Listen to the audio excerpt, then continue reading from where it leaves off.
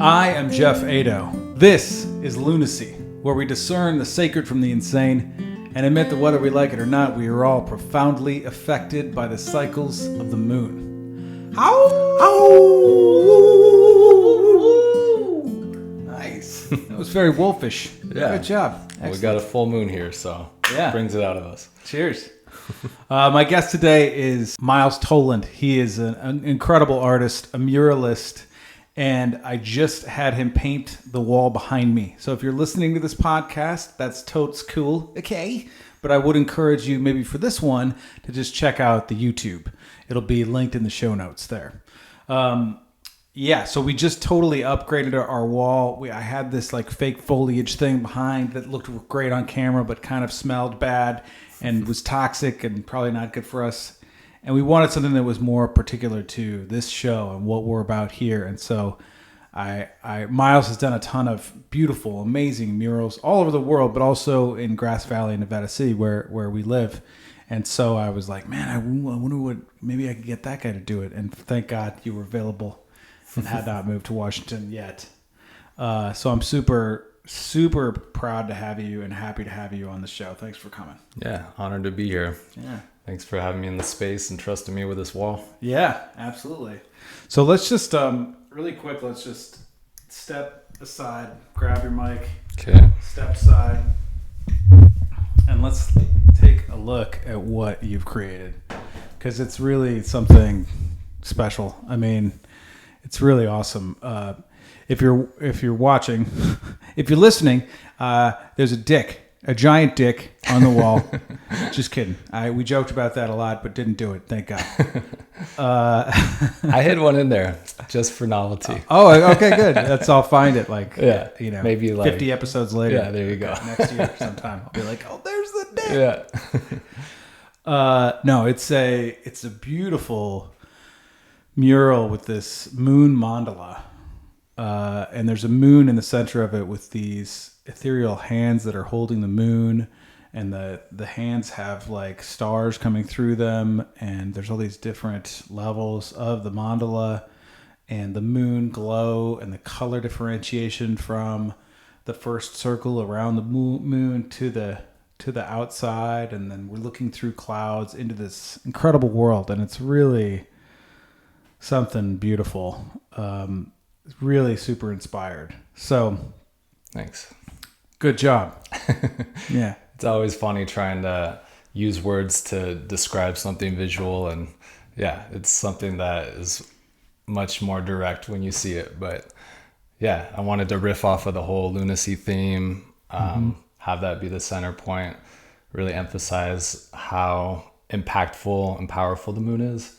And this mandala behind it kind of represents like the harmony and order within the moon, the patterns that are created around it. It's kind of this like gear of time that's incorporated into it, and these undulating tides, the high tide and low tide, and then these water drops that are sort of falling into the high and low tides, with repeating patterns all the way to the outside. So Yeah, it's really something amazing. I was looking at it after you finished it, when we were just sort of doing the inspection. Miles' mic stand just dropped. We had this brilliant idea to do this podcast with no desk so that you could see the entire mural. And now I'm realizing why the desk is so fucking valuable, all right? Because you don't have to deal with giant mic stands that are going to fail. You know what I mean? Jesus. I don't know where my PA is. He fucking quit. What I was saying is, like, when I was inspecting it, I was really just so moved, honestly, by the marvel of it.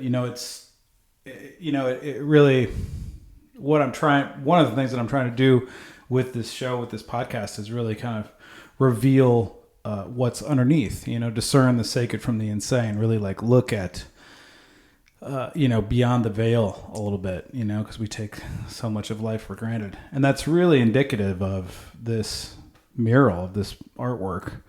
You got these beautiful hands that are holding it, whether they're our hands or whether it's the hands of, the creator, you know, and there's stars peering through the hands, and it's holding the moon as if the moon is a super nurturing force in the world that's helping to guide us and affect us in a positive way. And then, of course, there's ripples coming out in all directions. And the mandala itself is something, you know, you could just sit here and meditate on and gawk at and do some medicine and probably look at it and just totally, completely freak out. You know what I mean? We should try that later. Yeah, it starts spinning once you do the that. mushroom episode. Really active. The ayahuasca episode. Where we just completely go nuts. It's really something incredible. It really is honestly it's more than I expected. It's really perfect. So awesome. Great yeah, job. I always hope that the final result is a lot more exciting than just the mock-up that we do beforehand. Yeah. And yeah, we did some cool variations once we were in the space, which felt fun. Mm-hmm. I always think of murals as kind of like tattooing a building or a wall. Yeah. And you've got the idea and you sketch it out, but once you get to the space and feel out the architecture and the flow of the room, there's more information that's processed, and the hands were going to be a different direction, but with the orientation of the door and the windows, it just felt right to come from this perspective. And yeah, it was fun to be in the space and make those real-time decisions with you. Yeah. And even the hands are coming out of these clouds, out of the wall, which is really incredible. One hand's coming out of one bank of clouds and the other one's coming out of another bank of clouds. And it's really just holding it. But then that's where the night sky is also.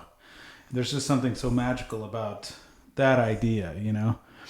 And it calls to mind, you know, I love this. There's this Alan Watts whole quote thing, that speech that he does about, you know, that we're all really just stardust, that we are really the Big Bang, you know, that's who we are. We just have forgotten that that's who we are. Exactly. We're fully connected to that. And this is really also it's also very indicative of that, which is super cool. Yeah, there's this phrase, or I guess you could call it a mantra or shloka, but it's tatvamasi, which in Sanskrit translates something along the lines of the universe and I are one. And there's no separation, there's no difference. We're made of the same elements, as within, so without. And yeah, I like creating hands with stars in them to kind of bring that idea of us coming from stardust and returning to stardust, and all being a part of this bigger experience that's happening. Mm-hmm. Yeah, that's beautiful. It's great. Of course, I agree with that for sure from a meditative perspective, although I feel like the universe doesn't get nearly as annoyed and frustrated and deluded as we do. Definitely. The universe is not worrying about how many likes they got on fucking Instagram. Yeah. You know what I mean? You were saying? Yeah, we're preoccupied with a lot of bullshit. Yeah. And yeah, it's nice to zoom out and have that macro perspective to reorient our compass, but yeah, there's just so many things that can throw us off track in the day. Yeah, it's interesting. I was talking to this friend of mine at the farmer's market today. My favorite fish person. She brings in fish that's fished from Alaska, that's totally fresh, never frozen. It's amazing. Wow. Her son is having some struggles. He's 18 years old. There we go. That I think I can say safely. Nobody's going to get mad. You know, and he's just trying to figure it out. You know, now's the time where you figure out what you're going to do with your life and who you're going to be and how it's going to go and that, you know. But that doesn't, he's kind of lost. He doesn't really know what he wants to do, which, I mean, I didn't when I was 18. Maybe you did when you were 18. We'll get into that. But no, you didn't. Okay. No. And you know, what I said to her was man, I really feel for you. And it's so interesting because I feel like there's such a huge lack of initiatory experiences for men, you know, where we really look at our lives and what we want to accomplish and push ourselves to some serious test. You know, there's no Sundance ceremony for the kids these days. You know, there's a bat mitzvah and a bar mitzvah if you're Jewish, and that's cool because it does force you to speak in front of people and also acknowledge God and Creator. And I think that's a really beautiful tradition, having to been to a bunch of those as a child. But there's nothing really like that these days. You know, there's all these different, whereas in our history, there was tons of that stuff. I mean, if you go back to our Celtic roots, you know, there's all kinds of initiatory experiences that were happening. We just have lost them because there was no record of them at the time. And so, and I was reflecting about it, and I was like, man, what came to me was that I am one of God's greatest creations. Like, I am, just because I'm very full of myself. You know what I mean? Basically, I'm the shit. God was like, whoa, I fucking cracked the code on this kid. You know what I mean? Amazing. Jeff Ado, ladies and gentlemen. The pinnacle of creation. The pinnacle of creation. There's Jesus, then there's Jeff Ado. Like, just right after. Kidding. I'm just kidding. Okay? Love you, everyone. And Jesus, don't freak out. But I'm saying, like, there's a notion that if I look at myself, if I have the perspective, I am one of God's greatest creations. I am a totally unique creation of God. And I accept that for myself. That's such a powerful place to come from in life. If I really think that for myself, not from an egotistical perspective, because God doesn't do that, right? But from a really, like, I am connected, I am part of the universe perspective. And given that I am one of God's greatest creations, then what is it that I am here to do? How is it that I am here to serve? How do I live into the beauty and majesty that is this life beyond all of the bullshit? Yeah.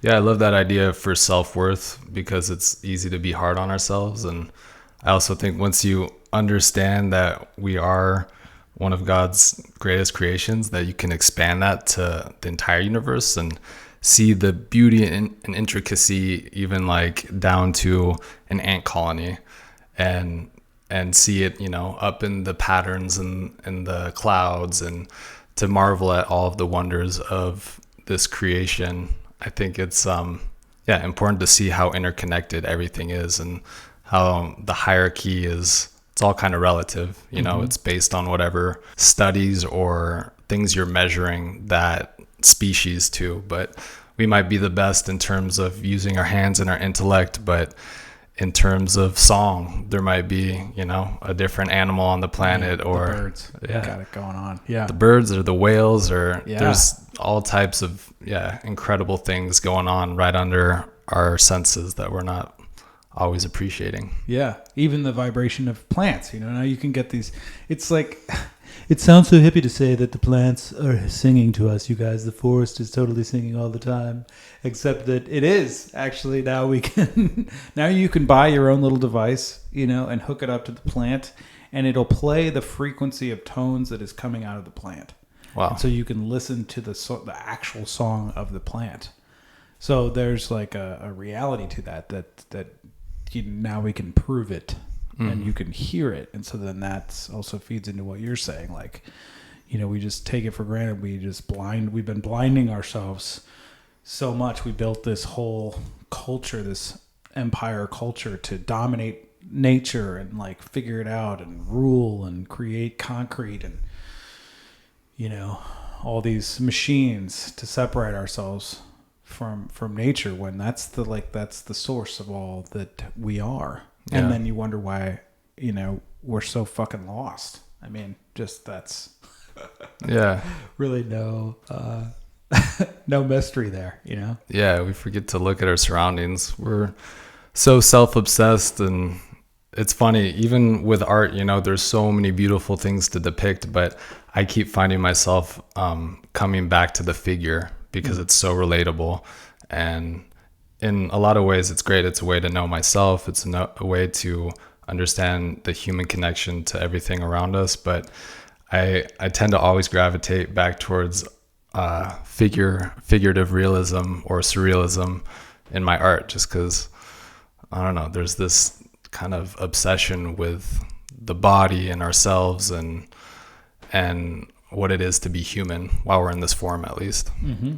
Yeah. And also, I mean, I would say it's interesting because I know you, but I know you from your art.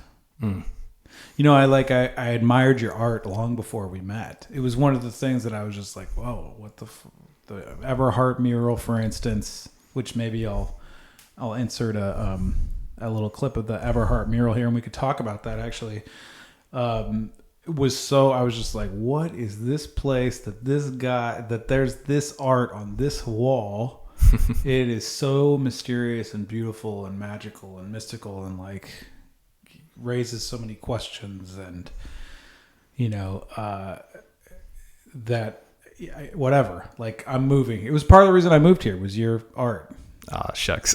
I'm sure there's a lot of other reasons. There's a lot of reasons. Yeah. But that was one of them. The fact that art like that exists here. That, and also the mural that was at the old Elixir in Grass Valley. And then I think you have a couple other things around town, don't you? Yeah, I've got a piece at the Yoga Dive right next to Pinoy, and I helped Sarah Coleman paint the Nevada Theater, so I did the whole sky section. Okay. That's your work.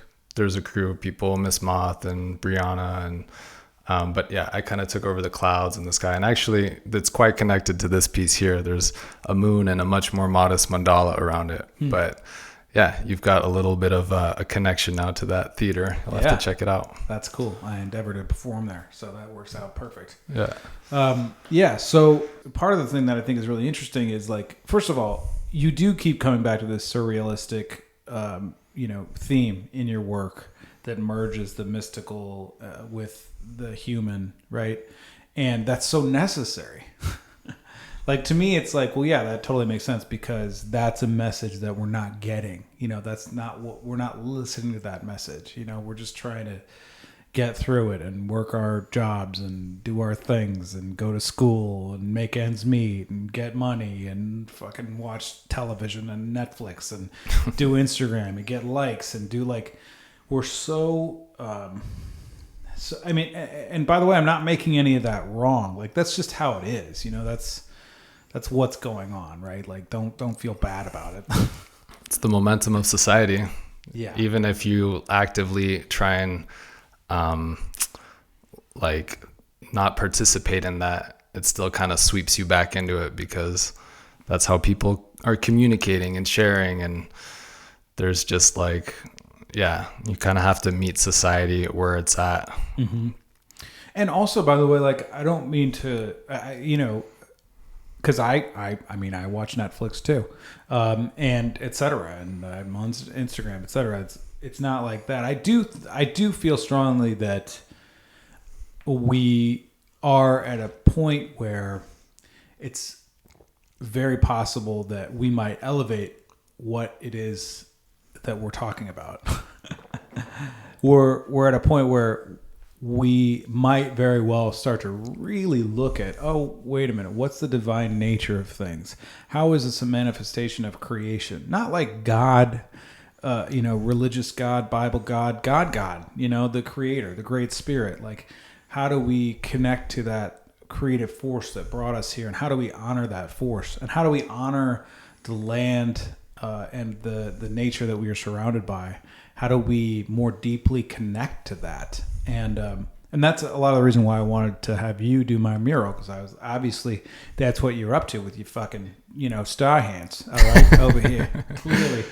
Yeah, sometimes on a good day I am. Other times I'm paying the bills and trying to just put one foot in front of the next before I trip and fall on my face. And yeah, when I've got a spaciousness and time to sink in and tune into my purpose and my dharma with my art, it's definitely to like spread a message that's relatable and brings us into a larger perspective. And I try and do it in a way that's grounded. Like, I think there's a lot of artists that are putting their own spin on similar themes.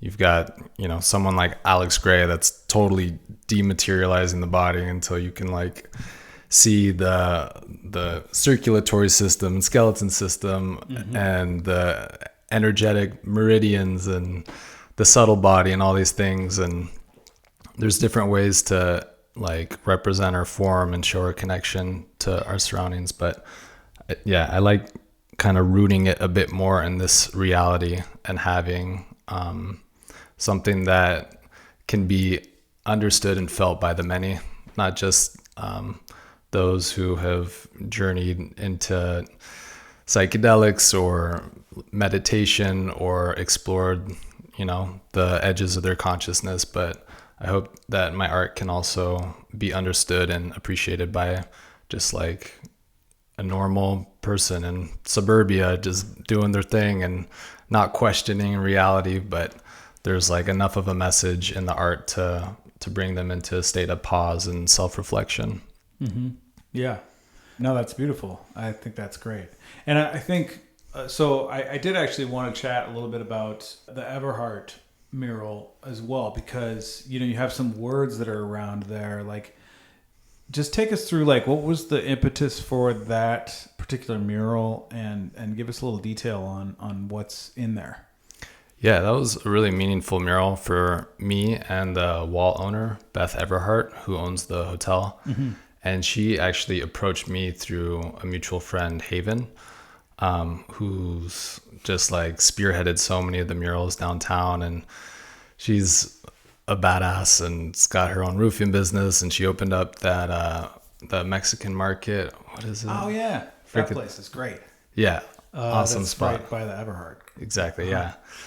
And yeah, she connected us. And then Beth really wanted to have a meaningful mural about mental health awareness, mm-hmm. because some of the people that she rents to might be seen as like different or on the fringes of society, and she's kind of given those people a safe place to call home. Mm-hmm. But within that building, I know that she is aware of different mental health struggles that have gone on. There's been people that have committed suicide in that building. And that was something that hit me on a personal level, because I've lost a few friends to suicide too. And so we had this idea to represent the brain as this Pelton wheel. And we did that for a couple of reasons. Pelton? Pelton, yeah. P-E-L-T-O-N. P-L-T-O-N. Yeah, it was this sort of like water wheel that was used during the gold rush era to generate power for the hydraulic mines. Yeah. I think they still use it, like PG&E uses some form of the Pelton wheel. But in order to get the artwork approved in downtown Grass Valley, it needed to have some historic connection.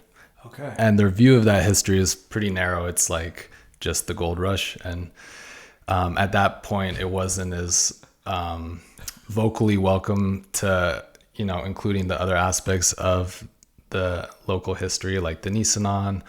And not that, I would be the right person to paint that mural, but the conversation around what was acceptable in a downtown space was more like, all right, it's got to be somehow connected to the gold rush. Mm-hmm. So we met them halfway. We used the Pelton wheel as this gear in the mind. Yeah. And the words around it say we all get lost in our heads, mm-hmm. or we all get lost in our mind.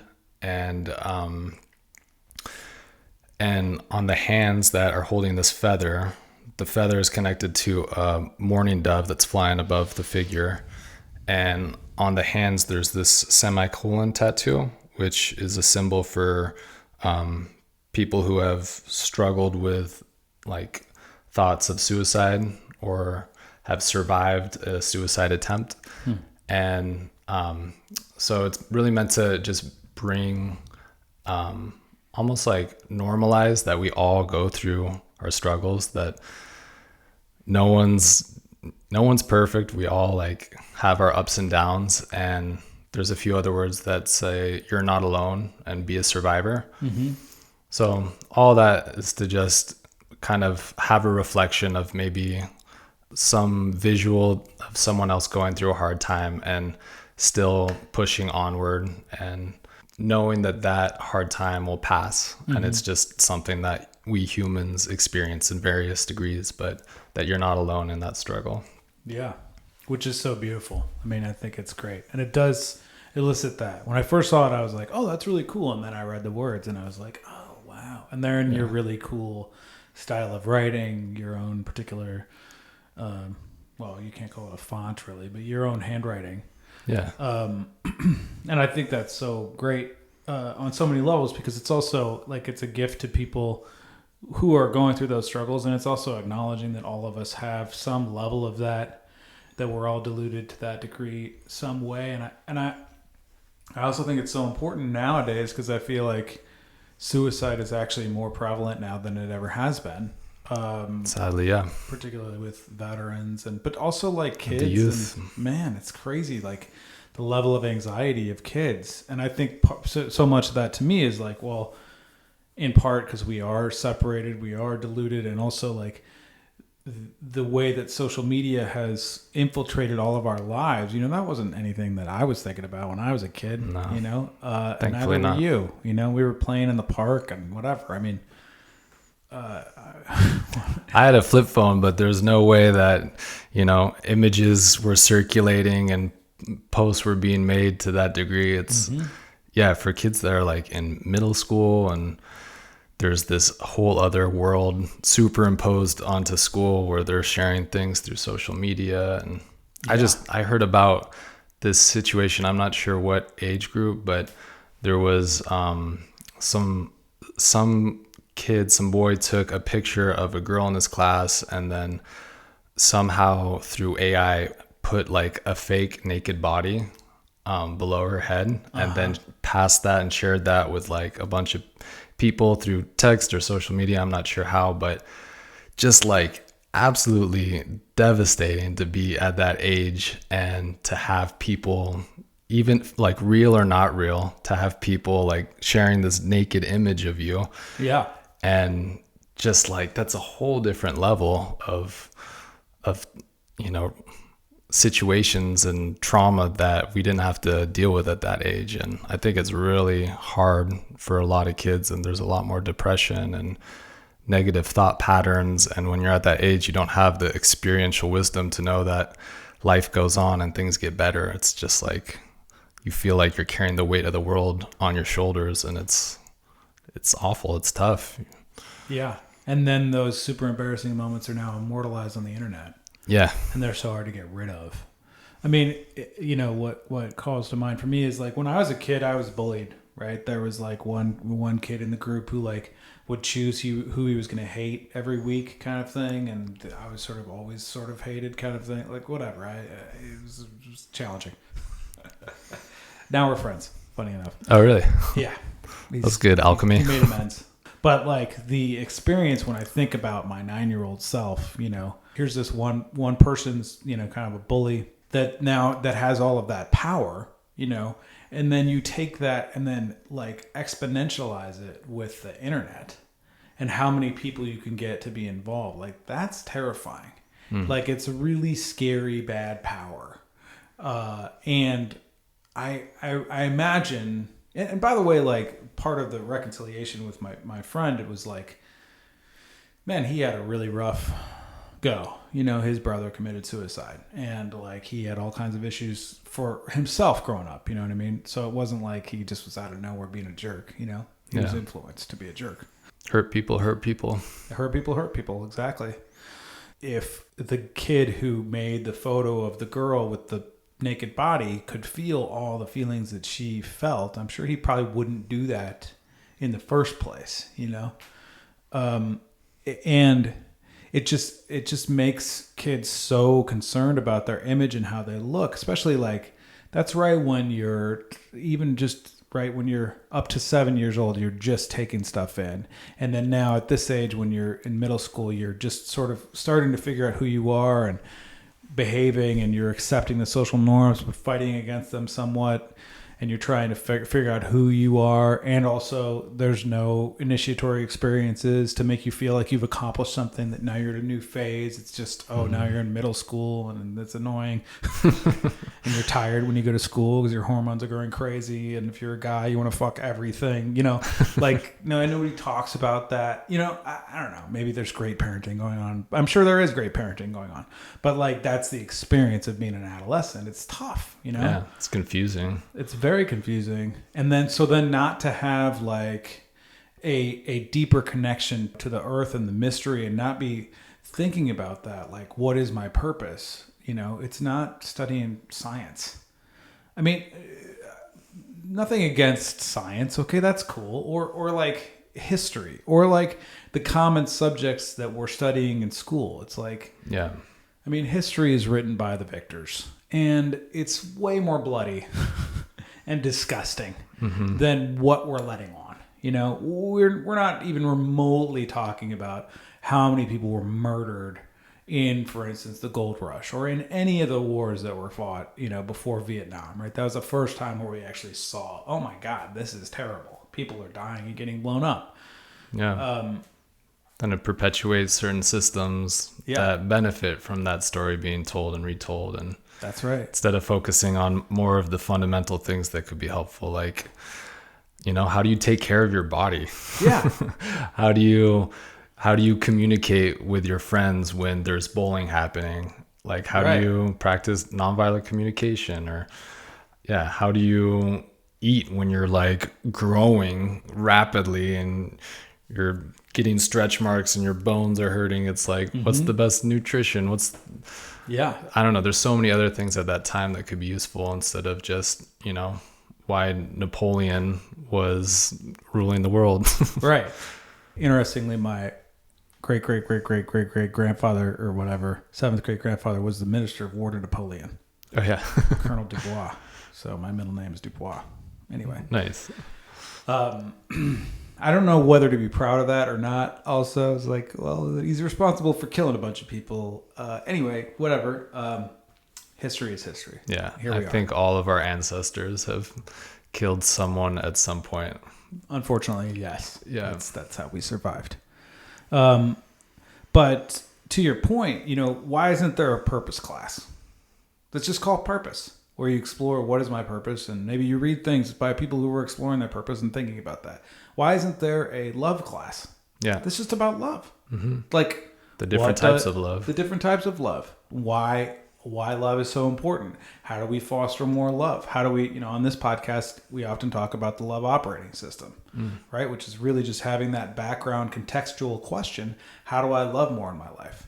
How do I love other people more? How do I love my life more? How do I bring more love to other people? How do I experience more love in my life? You know, how do I bring that magical force? It sounds silly. Okay. It sounds silly, but no, really, like that's the thing, right? Do you love dogs? Yes, you do. Why? Because they love you. Yeah. And they're not judging. They're not determining whether or not you deserve that love. They just give love freely because that's who they are. That's how they are. It's pretty much all of the animal kingdom, except for us, is like that. You know, why isn't there a class about that? How do I come from love? How do I lead from love more? You know, and then why isn't there a processing class? Mm-hmm. How do I process things? How do I acknowledge that I'm attached to things and acknowledge that I am now being triggered by things? How do I deal with the trauma of being alive? Why the fuck isn't there that class? Like, I don't get it. I mean, we fill these kids. First of all, we start the kids, you know, at 8 a.m. or 9 a.m. No, they should start at like 11 a.m. They should get a full night's sleep. They should not be woken up any earlier than when it is that they wake up, so that they have full time to process and like grow, you know, and their brains can do all the things that their brains need to do. And then they should show up to school. Maybe the school goes from, you know, 11 to 5. I don't know. However it is that we do it. But first of all, there's that. We impose these time restraints on the children when they are growing and their bodies aren't used to it, and it's not natural. Yeah. I think it was like partially developed around like the factory work schedule. Was a way to basically have like school be like a child care service while parents are in the factory. So yes, it's like, yeah, we definitely should prioritize sleep and health, because the body's going through so much at that time. You need all the rest you can get, not an alarm clock and no breakfast and rush out to the bus, and it's not the right system.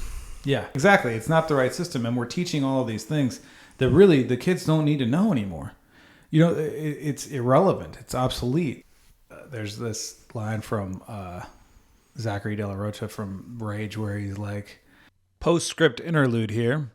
I botched this in the interview, so I wanted to get the quote right. This is from Rage Against the Machine's 1991 release, Take the Power Back. The quote is, "The teacher stands in front of the class, but the lesson plan he can't recall. The student's eyes don't perceive the lies bouncing off every fucking wall. Composure is well kept. I guess he fears playing the fool. Complacent students sit and listen to that bullshit that he learned in school. You know, like he's just perpetuating, the teacher's just perpetuating all of these old school lessons that, first of all, may or may not be true, okay? And also are not relevant anymore. You know, we're just perpetuating this system, this factory system where people essentially were slaves to working so that, you know, other people could make way more money, you know? Look, I'm not trying to piss everyone off, all right? Just some people.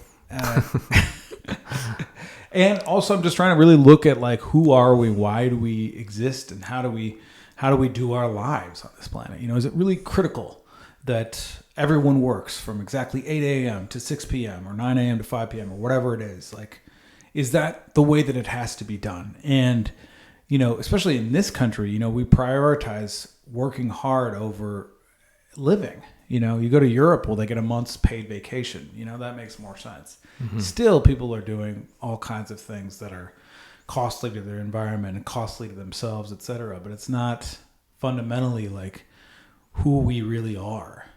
I mean, I think that's what makes somebody like yourself interesting, right? And me too. Like, I make my living doing a podcast, talking to people and thinking about things and making music.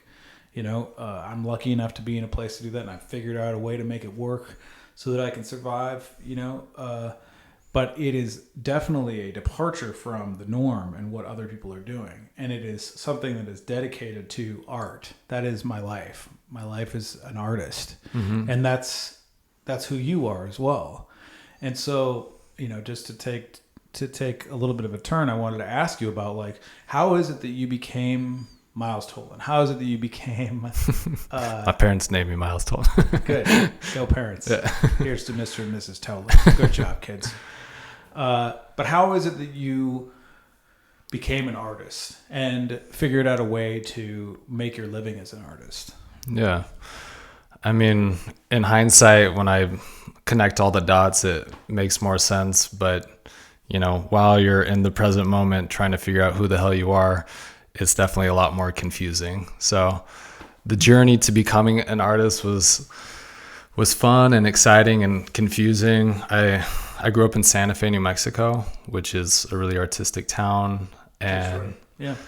So I was exposed to a lot of creativity, but didn't really get excited by it until I started painting graffiti and was in graffiti culture. And all of a sudden I'm in this atmosphere where art is like a lifestyle and it's exciting, and there's adventure and rebellion and style and aesthetics and this never-ending desire to paint another piece and do it with a fresh twist and keep refining and perfecting. And that was kind of the foundation for me getting hooked on art, becoming an artist. Art addict. And then, an art addict. And then I had my college counselor push me into a liberal arts school because that's what I thought I should do. And I don't think I was ready for college when I graduated. And I just felt out of place, and like I was a square in a round hole, and it didn't really, or maybe a round peg in a square hole. Yeah. Based on what I'm creating these days with so many circles. Mm-hmm. But when I was 2 years into liberal arts school, I realized that all my motivation was around the world of art, whether it was art history or art assignments or going out and painting. I just always had motivation and endless energy. And at a certain point, it just clicked that like I should follow where my excitement is, where my energy is, where I've got these never-ending reserves for creativity. And I switched to an art school, and at that point, I had enough clarity about what I wanted that I just pursued it full force. And I feel like it was when I transferred colleges that's when I was like officially an artist. And I wasn't just like learning how to make art in school. I was like, no, I'm making art in school to sell in school.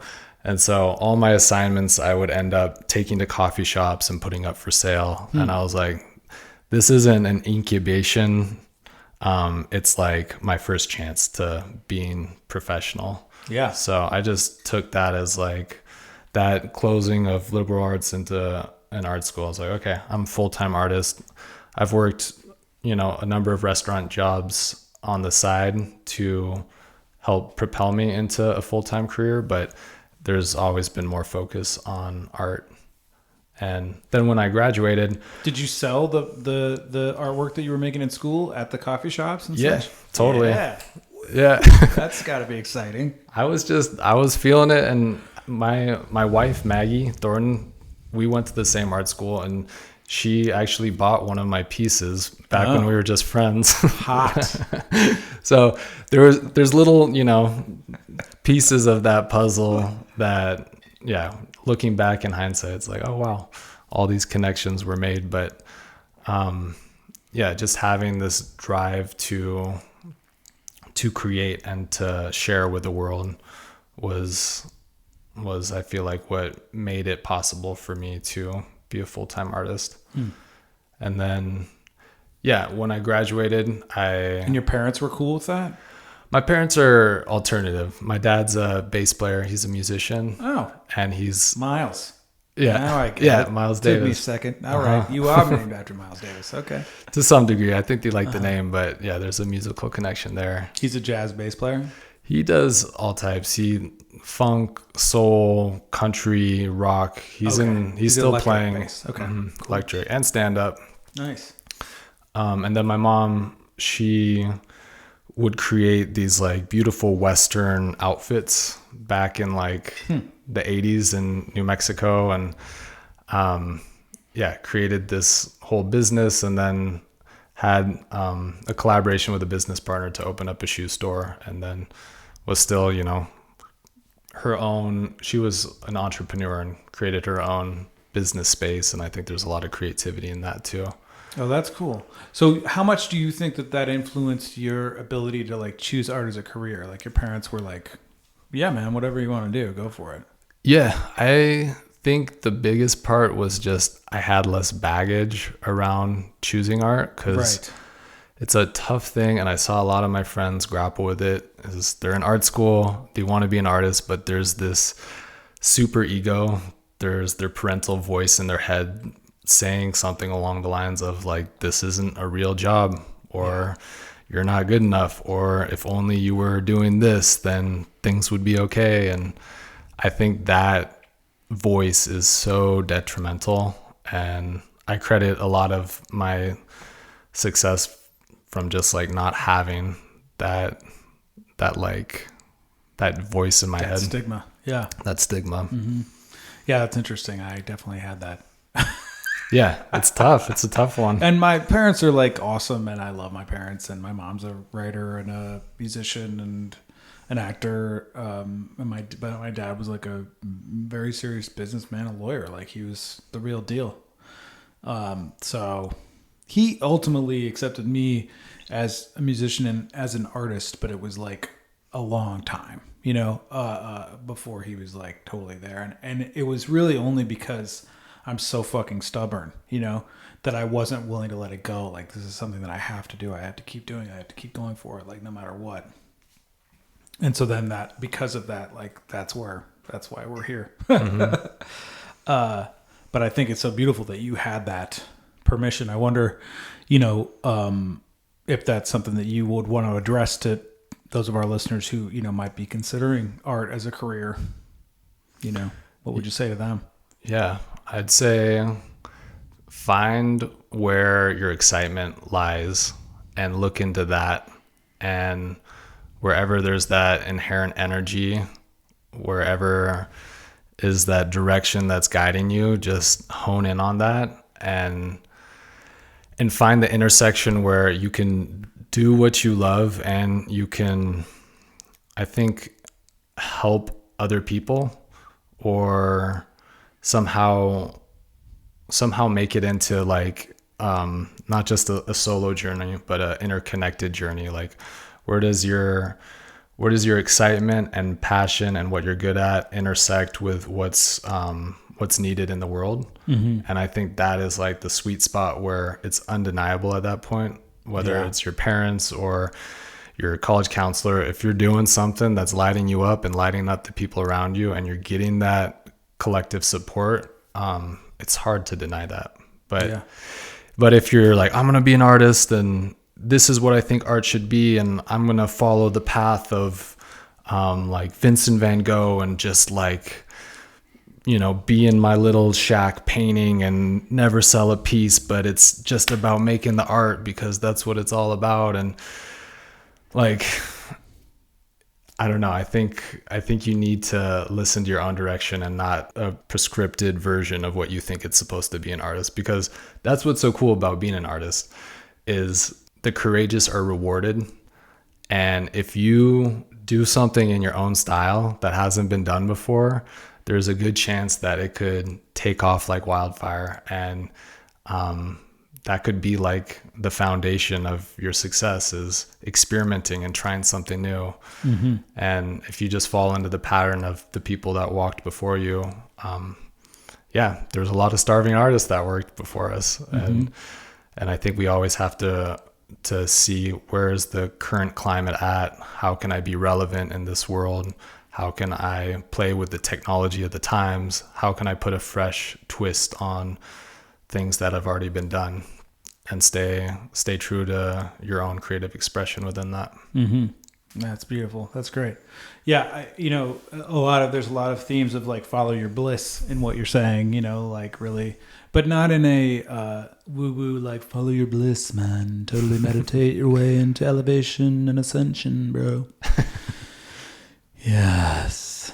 But like in a real way, like really figure out what it is that like drives you, and then go after that and don't quit, and also having the courage to be unique, having the courage to do what it is that you want to do, which I think also goes back to exploring what it is that is my purpose, and it's our purpose, our unique purpose, our single-minded purpose. There's a lot of truth to the fact that like everything that we see, all art is derivative of, in some manner or facet, some mm-hmm. way, like it's inspired by something else that somebody else did. And that's okay. And that's okay. But also like it's the effort to move outside of that box. It's the courage to take the risk, as you're saying, to like really do something different that nobody's done before, that really elevates and accelerates you and your career and what you're up to, know? And more we just live in this society where we're just constantly trying to copy each other and like what other people are doing, and like on Instagram, and are you doing the right pose, and like, oh God, if I see one more teenage girl with the camera like up here like this, is taking her picture. Like I just, and it's not that it sickens me. Not because it's gross, she's gross for doing that. It sickens me because she feels like she has to do that in order for her to be accepted. Mm-hmm. And in a very real way, she has to do that in order for her to be accepted. Like she's right. Or he, whatever. I don't see a lot of boys doing that, but they're doing their own thing that's the same kind of deal, Yeah. And we're all following trends. Yes. And we're following those trends because they're acceptable. They're trending. We know that someone has been the sacrificial goat and tried that and it worked. And then a bunch of other people had the same formula and that kind of worked too. So, mm-hmm. Yeah, it reminds me, I'm thinking of Dead Poets Society, the scene where they're all walking around in a circle and do you know what I'm talking about? No. Tell me you haven't not seen Dead Poets Society? I am one of those people that should have seen a lot more movies. People are always like, oh my God, you haven't seen that. End of interview. We're done here. Okay. Paint over the thing. Go get some black paint. All right. This is bullshit. Okay. Can I phone a friend? Actually, I'm sure so many of our listeners haven't heard this or haven't seen this movie. Look, do yourself a favor. It is depressing in the end, but Dead Poets Society is one of the best films ever made, and it's for sure one of Robin Williams' most seminal roles. And there's this amazing scene where all these kids, he's a teacher at a boarding school, at a boys' school, with all these kids who are like super, in boarding school, and there's a lot of really tough parenting going on, which is why they're in boarding school, and they're all trying to figure it out. And he has them all walk around in a circle, and they all just naturally start locking step and walking in the exact same way. And the whole point of the exercise is to have them walk in their own way and not walk how everybody's walking, and break the rules of conformity that are binding us. It's a really beautiful image to describe. Like he just says walk in a circle, and they all start walking in a circle, and they all start walking in the same lockstep. He didn't tell them to do that. Like he said nothing, you know. There's one actor in the scene who like steps aside, and he says, "What are you doing?" And he's like, "I'm exercising my right not to walk." And he's like, "Good, you're totally proving the point," because he wasn't willing to do the conformity thing. And I think that's something that's lost. We don't encourage our children, we don't encourage each other to like break the bonds and do what it is that like really serves you.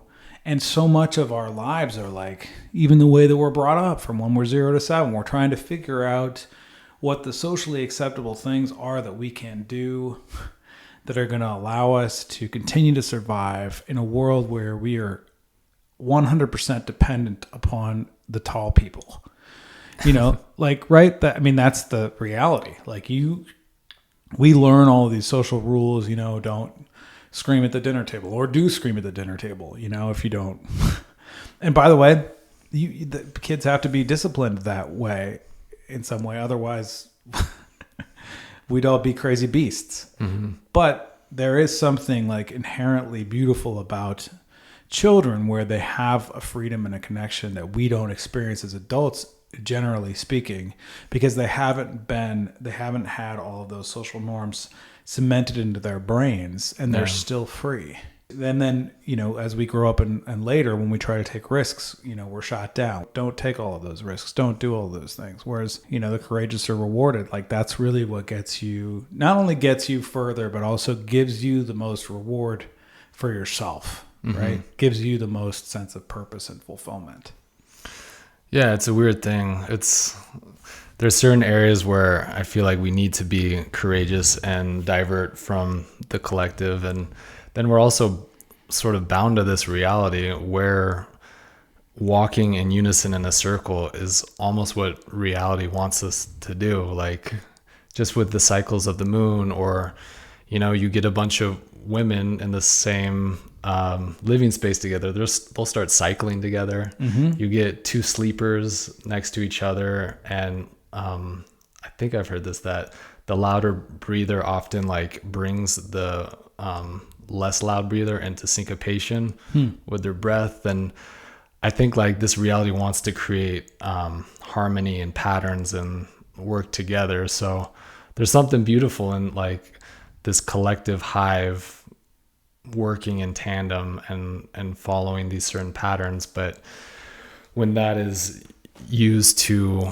stifle our expression or our growth, or turn us into a certain type of worker bee, I think that's when it can become dangerous, and that's when it's like, used for evil.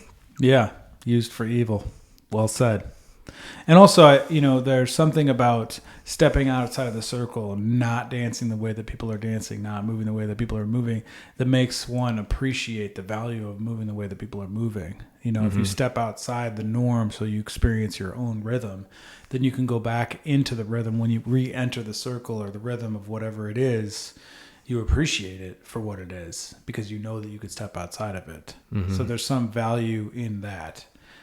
But also what you're saying is accurate. There's so many cycles and ways of being that we have that are, just used for evil purposes, whether it's like having us be suppressed as people. I mean, when I ask the question, why are there no classes on purpose and love and processing, right?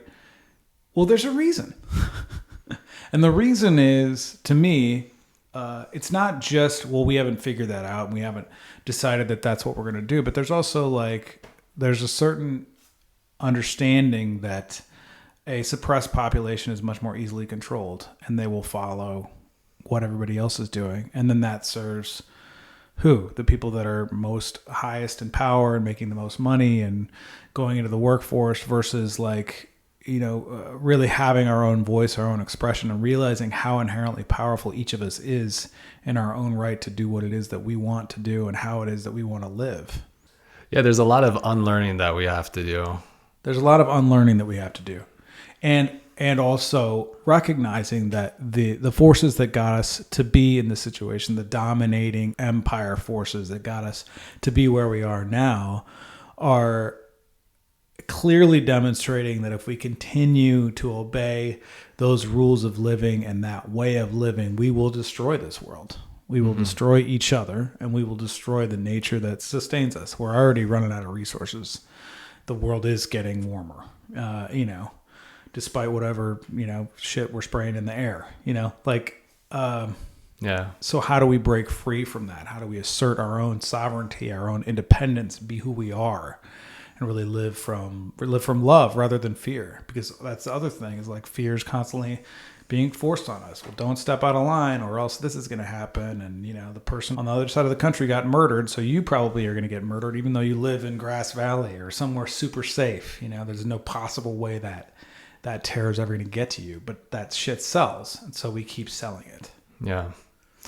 Yeah. It's playing on the easiest sensory systems of fear and scarcity. And yeah, I think we really need to shift our values in the society and honor things like our environment. Cause I think humans are more, vulnerable of being eliminated from this planet than, the planet itself and surrounding nature. And I think, yeah, Mother Earth is so resilient. There's going to be a legacy that lives on beyond us. But for human's sake, I think that we need to shift our values and also to protect all the species that are going extinct at such a rapid pace. That's one of the saddest things, is billions of years of evolution and adaptation and joy and suffering has created these different species that are just like falling off the face of this earth so quickly,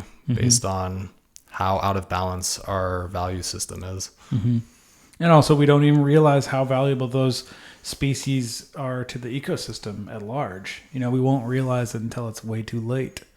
Oh, well, if we lose all the bees, then what happens to pollen, right?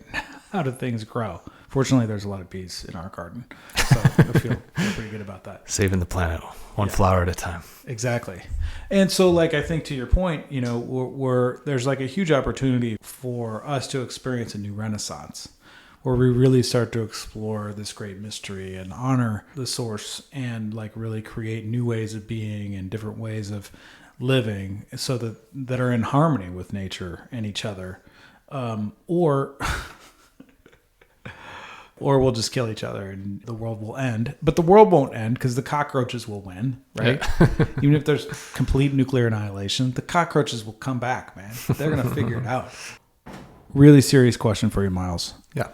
I notice that in a lot of your work, you paint a lot of hands. Mm-hmm. Do you feel like you're being disloyal to toes? Man, feet are weird. Sorry to everyone with a foot fetish, but feet are just strange, and the toes go at all the different angles, and the toenails are on a journey of their own. And I don't know. I love hands. I'm obsessed with hands. I think they're very relatable. We all have them. It's our way of expressing ourselves in this world, of relating to the environment around us. And what's great about hands is you can't really tell the gender or ethnicity of hands. And you might be able to tell the age, but I think they're a very relatable thing. And for someone that loves painting humanity, you get into tricky situations as soon as you paint someone that's wearing specific attire or has their hair in a certain style. It dates them, it places them, it all of a sudden has an identity. And a lot of my work either has hands because they're so relatable, or like the Everhart Hotel, there's a missing face, in that same vein of being a bit more universal and dissolving the ego and being able to represent humanity beyond the facade, but still carry the essence of what it is to be human. Wow, that's really deep. I like it. The reason that I ask is your last name is Toland. Yeah. This is true. And you refuse to paint toes. So I just wonder, like, if you feel like bad. Do you feel like your ancestors are mad at you? They're frowning upon me right now. Yeah. This moon should be held up by 2 feet. There should be toes. God, it would be a totally different message. It would not right? be cool at all if fucking feet were holding up the moon. Yeah. I think I told you this earlier, but something that stuck with me learning about the history of art is that the Greeks often would portray the psychology of a person in the way that their hands are positioned. Mm-hmm. And there's so many ways to hold a moon. There's a way to clutch it. There's a way to grab and pull it. There's a way to support and uplift it. There's a way to nurture it and support it. There's like so many feelings that come with the way that the hand is positioned and how much tension or relaxation is in it, whether it's giving or receiving. And I think there's a narrative that can be created just around the subtle gesture of a hand. Mm-hmm. So it's a great way to add more meaning. If there was just the moon and an aura around it, it would have a completely different meaning. I was actually pulling out some tarot cards the other day. Uh-huh. I don't know if you're into tarot. I think they're cool. Yeah, they're interesting in terms of archetypes, but there's the Ace of Pentacles is actually strikingly similar to this composition, which I didn't realize. Okay. There's this like singular hand emerging out of clouds and holding this disc in the sky. Uh-huh. Oh, and wow. I thought that was kind of cool because, when we were first collaborating on what was going to be here, there wasn't any clouds. There was just hands coming out. And then you're like, oh, we should have some sort of environment on the edges and expand instead of just the circle in the middle, expand it outward. And so then the clouds came in and all of a sudden this like archetypal image, it's an image from the Rider-Waite deck, which is like kind of the classic tarot deck. But that archetype is so very much what this piece also alludes to. Is the Ace of Pentacles is like about the seed of prosperity or a new creative endeavor or this gift from the universe, the seed that can grow into so many different things. But I would say the moon is more of the earth element, which is like the pentacles. Mm-hmm. And the earth element is like rooted in material, wealth, creativity, business. Yeah. So beautiful. Yeah, you've got that kind of archetype that I didn't come up with. That was in the Rider-Waite deck, but we were somehow kind of tapping into that here. That's awesome. I love it. That's great. Yeah, that's really cool. And when we were talking initially about the hands and the moon and everything, you pointed out like here the hands they're just like very nurturing and supporting this moon, like the way that I'm trying to be with my guests. Like it's really important to me that my guests feel totally comfortable and they also know that like I'm going to edit anything out that might make them look bad. If they're like umming all the time or whatever, I'll cut it out. You know what I mean? Or if they say something, or if they fought, a lot of people fought in the fucking show. In the middle of the show, there's a lot of farts. I cut out the farts, so you don't have to hear them. Nobody's farted, to my knowledge. But there's something about also just the way that it's nurturing, like it's holding, but it's and there's the part of the way that you created it, right? Was you bought can I tell people that, or is that a secret? No, go for it. Okay. Miles bought a moon globe that glows like a light. Mm-hmm. And he had a model, hold the moon. Can we say who the model is? Yeah, she's my go-to hand model. Mm-hmm. My wife, Maggie. Yeah, Maggie's hands. It'll be like midnight, and I'm like, Maggie, I'm sorry, but I need your hand model skills right now. Yeah, got a deadline. Yeah, so she's holding this moon. And then you can see even in the rendering here, you can see there's like, there's the glow of the moon on the hands themselves. It's so beautiful. And it's like a gift. And it's also like it's just like that. It's like giving a seed. And also the moon almost looks like a pearl here, you know, where it's like you're giving this pearl. You know, we're trying to do pearls of wisdom or pearls of bullshit. You know what I mean? Either wisdom pearls or bullshit pearls. That's what you get here. You know what I mean? One of the two. Just make them nice either way. Yeah, as long as they're good. But that's something that's really, I think, beautiful. That's really cool. The Ace of Pentacles came into my home. That's really perfect. Yeah, I think it's a good symbol, especially for a creative business like what you're doing here. And I think it's a symbol of prosperity too. Yeah, sweet. I like it. Okay, so next question about the toes. Where is Toland? You haven't heard? Yeah. Some people say it's like the lost city of Atlantis. Okay. The sunken land of Toe. Yeah. I still haven't visited. I definitely am hoping to, see some people that live there with my resemblance. And, yeah. Trace my roots back. But to Toland. To Toland, yeah. Is it an island? Toland? Yeah. Okay. Partially sunken. Right. Yeah. Cool. And does it look like, when you look at it, does it look like there's like toe grass everywhere? Like different?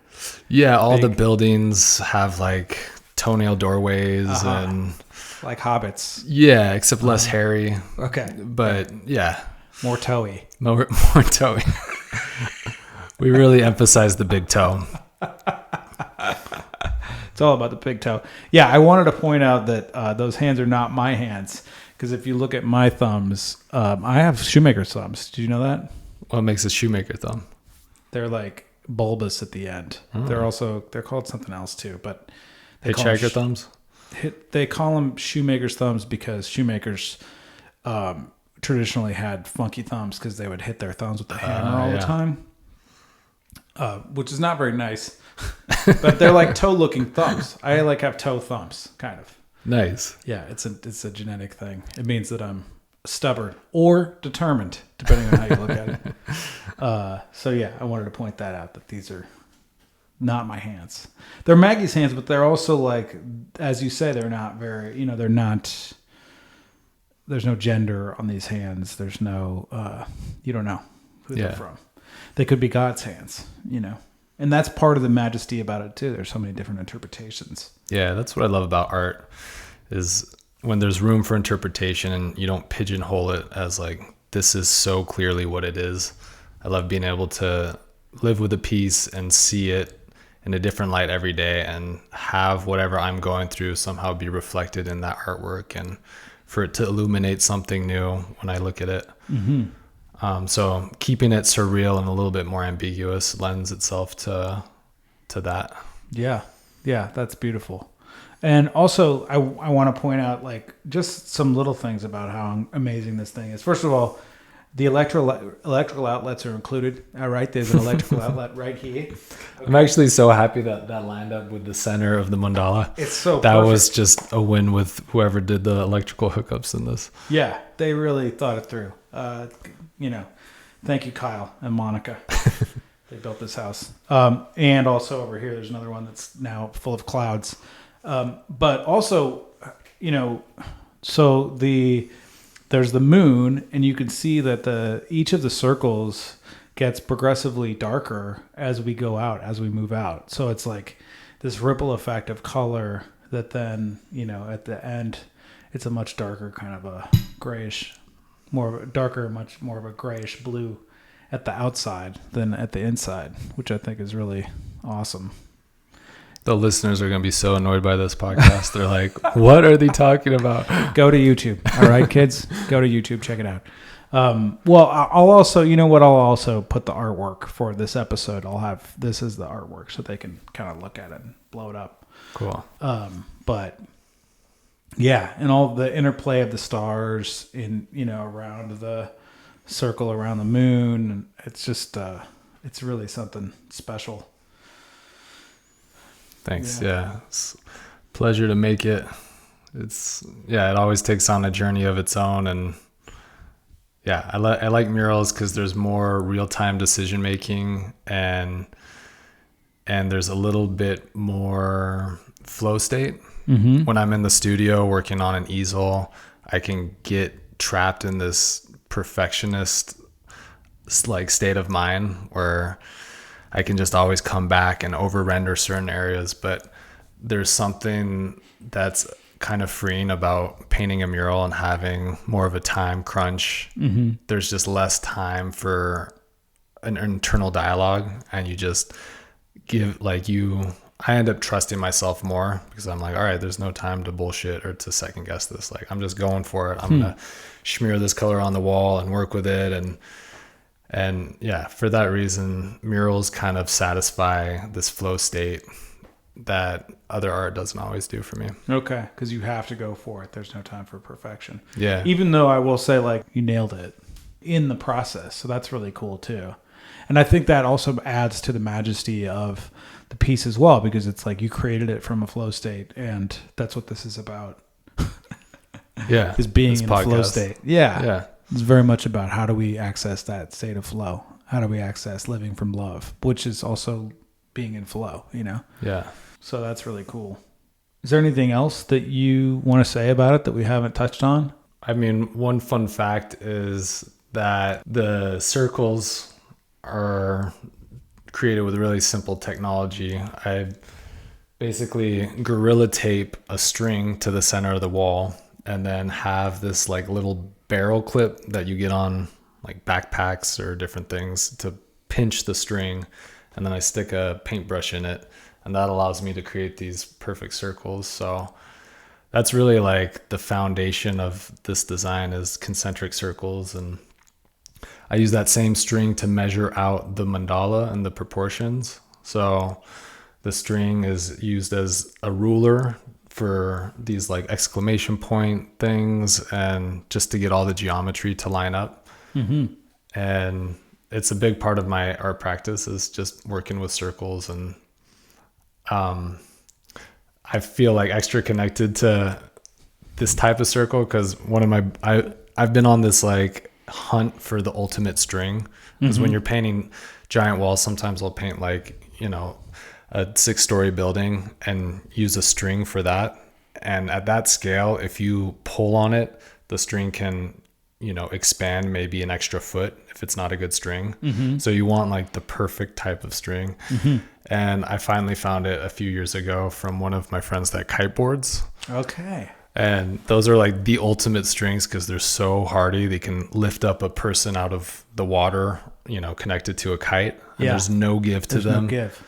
And so you can work on a massive scale and the circles stay perfect. So Pro tip, everybody. Pro tip. You know what I mean? Kiteboard string. Fucking go for it. It's an industry secret. And then the other thing is that I wanted to mention. So this took you worked on it all day Tuesday, Wednesday, Thursday, and then you finished today. So it took you about 3.5 days to complete this wall. Correct. Which is really amazing to me. Like, it's really like both Christine, my wife, and I were both just like flabbergasted by how quickly you were able to move on it. By the end of Wednesday, all of the circles were completed. So like, and the moon. And so then if you could imagine, if you're looking at it, just imagine without the hands, that's how it looked. Even with the moon was an actual full moon, which will also have like a time lapse somewhere in the show notes. You can click on the time lapse and look at that, see how Miles did his work. You know what I mean? In fast motion. How many times I picked my nose? Yeah, exactly. There's a lot of that. You just have to look really close. Yeah. You have to go freeze all the frames. There's a few goofy moments of me coming in to look at it and gawk and marvel, quite frankly. But yeah, it's really, really amazing how well you did this. So.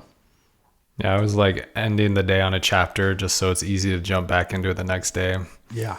Or in case I die, people can look and be like, I think he was done. Exactly. Done. I asked this of all my guests.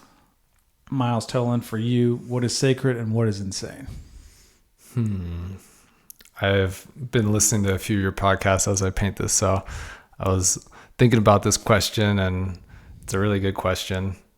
And if I zoom out and see like the big picture, this one quote comes to mind that there's not one God, there's not many gods, there's only God. And in that sense, I think that it's all sacred, and it's just whether or not we're perceiving it as such. And on the opposite end of it, I think insanity is when we forget that, and when we treat ourselves as less than sacred, or treat our neighbor or our enemy as less than sacred. We can have like disagreements or different likes and dislikes, but I think that, yeah, it's insane to lose sight of how sacred this all is, and to treat people as other or less than. Yeah, that's beautiful. That's really great. Yeah, it's interesting. You bring that up. I've been thinking recently about how, we use this term enemy a lot, and obviously it doesn't really work because who's the enemy if we're all connected? But then again, we have enemies in this world, and the term adversary is such a better term than enemy. My adversary, because then it's like somebody who I'm sparring with and working with, even if they don't have my interests at heart, they might still be my enemy, but like they're my adversary, love thy enemy, that whole thing. It's a lot easier to love your enemy if you're not calling them that. Yeah.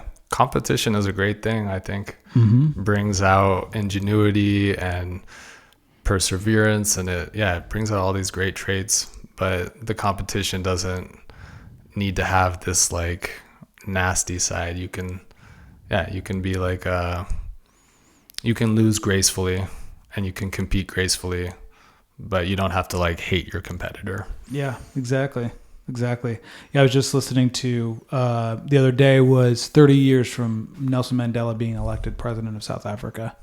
And so there's a Radio Diaries episode, which I highly recommend, a great podcast, where they go into like his speech, and one of the Afrikaner guys, right, was like, when we came down to sit down to talk before he was president, before they even had elections, like when he was released, they had like a summit, and they were basically meeting with terrorists because he represented the ANC, which was a terrorist organization. Literally, they blew up buildings and such.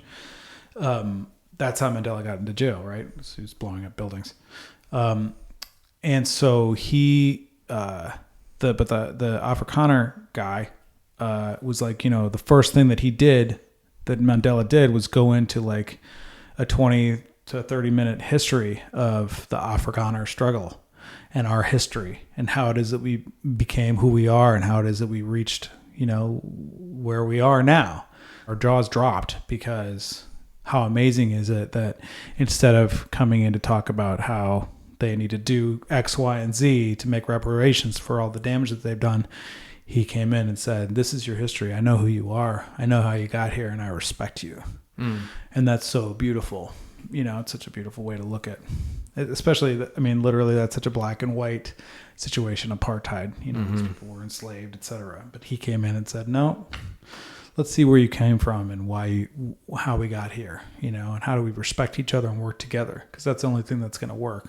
Yeah, it's powerful. Yeah. Through like an empathetic lens, and to share that like we're all products of a history. And you can't really choose where you're born. You're just like in this current of history and momentum, and it pushes you in a direction. And you can't hate the person for growing up in like in a family that is stuck in that system. Yeah. If you're trained to be racist, you will be racist. Exactly. And it's a super easy way. I'm not racist. But like, it's a super easy way to feel better about yourself, is to look at other people and say, well, they're worse than me based on the color of their skin. It's a super easy way to take all of the automatic awkwardness and alienation that we feel and put it on somebody else and say that we're better than just because they look different, or they are from somewhere else. It's a scapegoat for problems. For sure. And it's a functional one. It's dysfunctional, but it works. It works for a lot of people, and you can get behind it. Hitler, right? So, but obviously looking deeper and looking at the interconnection that we are all related is way more powerful. And certainly, we've reached a point in history where that's abundantly clear, given how easy it is to communicate with each other and how we can see, the majesty of all human beings everywhere based on what people do.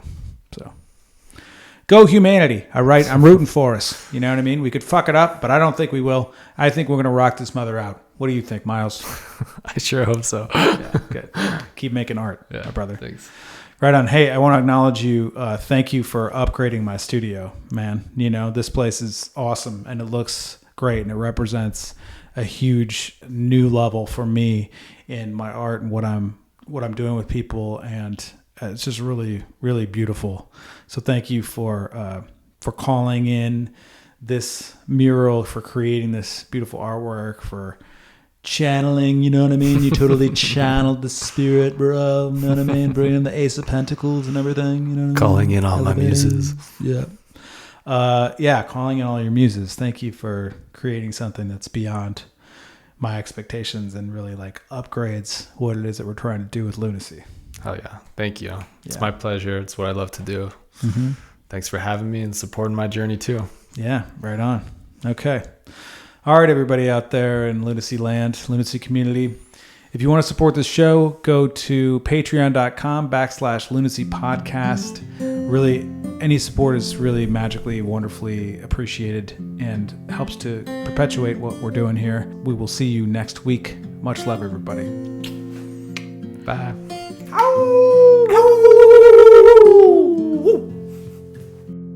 But wait, there's more. In this bonus part of this particular episode there, Pups, we're going to show you the time lapse of the mural. If you are watching on YouTube. If you're not, you're just going to hear my song, all we'll sing. Much love and enjoy.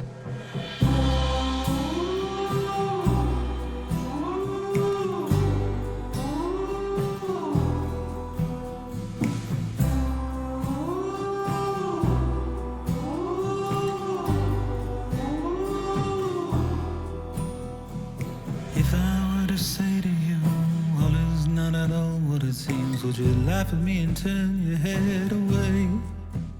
Or would you look long and hard, ask yourself what it means that truth can bend and break and go astray?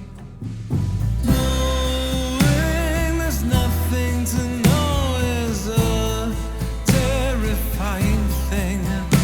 The light in the darkness, the gold in the hotness.